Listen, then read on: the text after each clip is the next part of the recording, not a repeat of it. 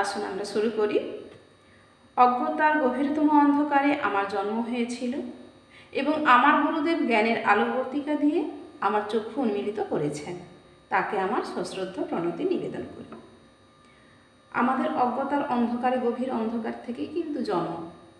গুরুদের হাত ধরেই আমরা জ্ঞান শিক্ষা লাভ করি, আমাদের আরও বেশি জ্ঞান হয়, আমরা জানতে পারি, পৃথিবীটাকে দেখতে পারি সেই জ্ঞান চক্ষু দিয়েই। অজ্ঞানতার অন্ধকার থেকে আমরা বেরিয়ে আসতে পারি গুরুদের হাত ধরে।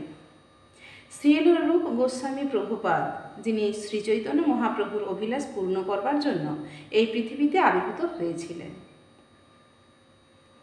আচ্ছা, তিনি একজন গুরু। আমি আমার গুরুদেবের পাদপদ্মে এবং সমস্ত বৈষ্ণববৃন্দের শ্রীচরণে আমার সশ্রদ্ধ প্রণাম নিবেদন করি। আমি শ্রীরূপ গোস্বামী, তার অগ্রজ শ্রী সনাতন গোস্বামী, শ্রী রঘুনাথ দাস, শ্রী ভট্ট, অনেক গুরুদের এখানে নাম লেখা রয়েছে। সমস্ত গুরুদের উদ্দেশ্যে আমরাও প্রণাম জানাই। তারপরে কি আছে? হে কৃষ্ণ করুণা সিন্ধু দীনবন্ধু জগৎপতে, গোপেশ গোপিকা কান্ত রাধাকান্ত নমস্তুতে। হে আমার প্রিয় কৃষ্ণ, তুমি করুণার সিন্ধু, তুমি দীনের বন্ধু, তুমি সমস্ত জগতের পতি, তুমি গোপীদের ঈশ্বর এবং শ্রীমতী রাধারানীর প্রেমাস্পদ। আমি তোমার পাদপদ্মে আমার সশ্রদ্ধ প্রণতি নিবেদন করি। আমরা কৃষ্ণকে যে যে রূপে দেখতে ভালোবাসি, ডাকতে ভালোবাসি, তিনি তাই। তিনি আমাদের সবার প্রিয়, তিনি করুণার সিন্ধু, দীনের বন্ধু, তিনি সমস্ত জগতেরই পতি।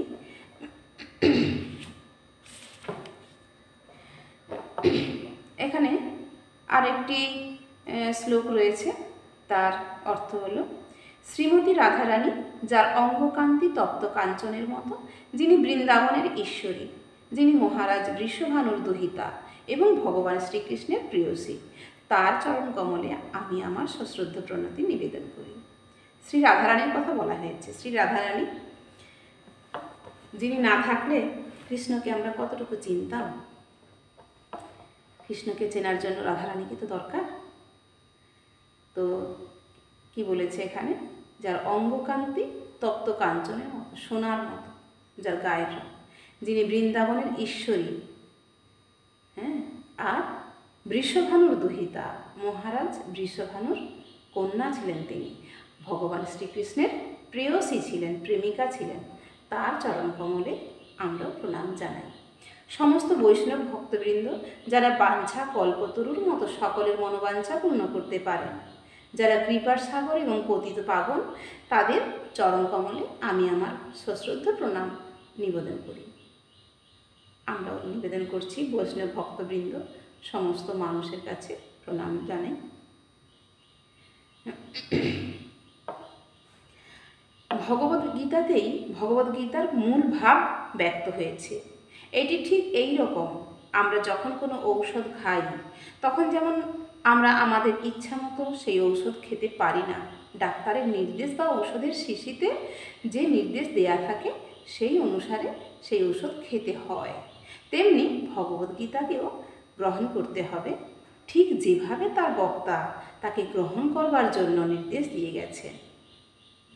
আমরা তো অসুখ বিসুখ হলে আমরা ঔষধ খাই, ঔষধ ডাক্তার লিখে দেন, আর যে ঔষধের নির্দেশ যেভাবে দেন, যতটা পরিমাণে খেতে হবে, যতবার খেতে হবে, সেইটার উপরে নির্ভর করে কিন্তু আমরা খাই বা আমরা কথা শুনে চলি ডাক্তারের। ভগবদ্গীতাই হচ্ছে ঠিক সেই একই রকম, তার বক্তা যেভাবে তাকে প্রকাশ করেছেন, যেভাবে বলেছেন আমাদেরকে, সেইভাবে কিন্তু সেটাকে গ্রহণ করতে হবে। বড় অদ্ভুত না কথাটা? মিলেছে। ভগবান শব্দটি অবশ্য কখনো কখনো কোনো শক্তিমান পুরুষ বা কোনো দেবদেবীর ক্ষেত্রেও প্রয়োগ করা হয়। এখানে ভগবান শব্দটির দ্বারা ভগবান শ্রীকৃষ্ণকে মহাপুরুষ রূপে বর্ণনা করা হয়েছে, কিন্তু সেই সঙ্গে আমাদের জ্ঞাত হওয়া উচিত যে শ্রীকৃষ্ণ হচ্ছেন পরমেশ্বর ভগবান। ভগবান শ্রীকৃষ্ণই যে পরমেশ্বর তা স্বীকার করেছেন সমস্ত সত্যদ্রষ্টা এবং ভগবত তত্ত্ববেতা আচার্যরা। হ্যাঁ, যেমন শঙ্করাচার্য, রামানুজাচার্য, মাধবাচার্য, শ্রী চৈতন্য মহাপ্রভু, এরা অনেক আগে এই পৃথিবীতে এসেছেন এবং তারা শ্রীকৃষ্ণ প্রেমে মাতোয়ারা হয়েছেন, তাকে জেনেছেন, চিনেছেন, তাকে নিয়ে দিন কাটিয়েছেন এবং তার ঐশ্বরিক শক্তি, তার তার গুণ কীর্তন করেছেন এবং তারা প্রমাণ করেছেন যে তিনি শ্রীকৃষ্ণই হলেন ভগবান শ্রীকৃষ্ণ, ভগবান। হ্যাঁ, তো তিনি হচ্ছেন স্বয়ং ভগবান। ব্রহ্মসংহিতা এবং সব কয়টি পুরাণে, বিশেষ করে ভাগবত পুরাণ, শ্রীমদ্ ভগবতে শ্রীকৃষ্ণকে পরমেশ্বর ভগবান রূপে বর্ণনা করা হয়েছে। তাই ভগবান শ্রীকৃষ্ণ যেমনভাবে নির্দেশ দিয়ে গেছেন, ঠিক তেমনভাবে ভগবদ্গীতাকে আমাদের গ্রহণ করতে হবে। তিনি স্রষ্টা ভগবান শ্রীকৃষ্ণ, তিনি যেভাবে বলে গেছেন সেইভাবে আমাদের এটাকে গ্রহণ করতে হবে। এখানে একটা বড় শ্লোক রয়েছে, শ্লোকটাকে বাংলায় বলা হয়েছে কি, এখানে ভগবান অর্জুনকে বলেছেন যে এই যোগ ভগবদ্গীতা প্রথমে তিনি সূর্যদেবকে বলেছিলেন, সূর্যদেবকে তিনি এই সমস্ত কথা বলেছিলেন। সূর্যদেব তা বলেন মনুকে, মনু কথাগুলো ইক্ষুকে বলেন। এইভাবে গুরু পরম্পরায় গুরুদেব থেকে শিষ্যতে এই জ্ঞান ধারাবাহিকভাবে প্রবাহিত হয়ে আসছিল। আমরা তো গুরুর কাছেই শিষ্য হিসাবে শুনি, জানি।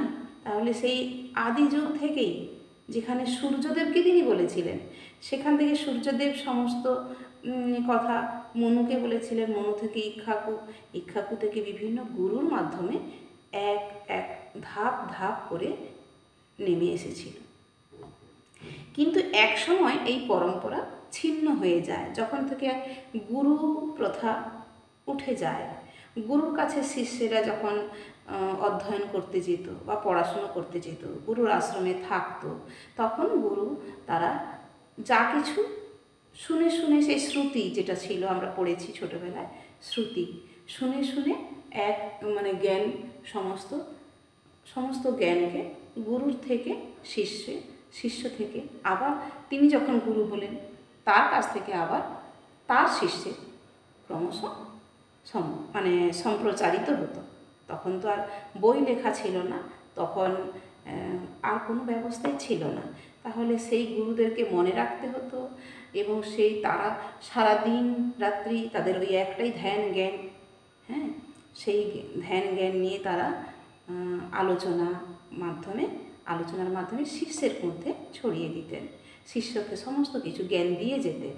আবার তিনি যখন বয়স হতো, তিনি যখন গুরু হতেন, তিনি তার শিষ্যকে দিয়ে যেতেন। কিন্তু একটা সময় তো এসেছিল যে গুরু প্রথাটা উঠে গেল, গুরুদেবের কাছে গিয়ে আর শিষ্যদের থাকা, বসা বা সেখানে থেকে পড়াশুনো করা, সেখানে থেকে জ্ঞান অর্জন করা, এগুলো সব বন্ধ হয়ে গেল, তাই না? সেইখান থেকেই একসময় এই পরম্পরা ছিন্ন হয়ে যাওয়ার ফলে আমরা এই জ্ঞান হারিয়ে ফেলি। তাই ভগবান কুরুক্ষেত্রের রণাঙ্গনে নিজে এসে আবার এই জ্ঞান অর্জুনের মাধ্যমে দান করলেন। অর্জুনের মাধ্যমে এই সমস্ত জ্ঞান তিনি আবার দান করলেন, যেটা ছিন্ন হয়ে গেছিল।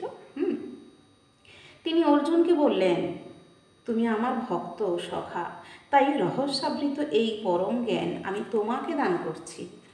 তিনি সবচেয়ে বড় ভক্ত ছিলেন অর্জুন ভক্ত ছিলেন, সেই ভক্ত এবং সবচেয়ে বন্ধু সখা, সেই তার জন্য তিনি সমস্ত জ্ঞান তাকে দিয়েছিলেন।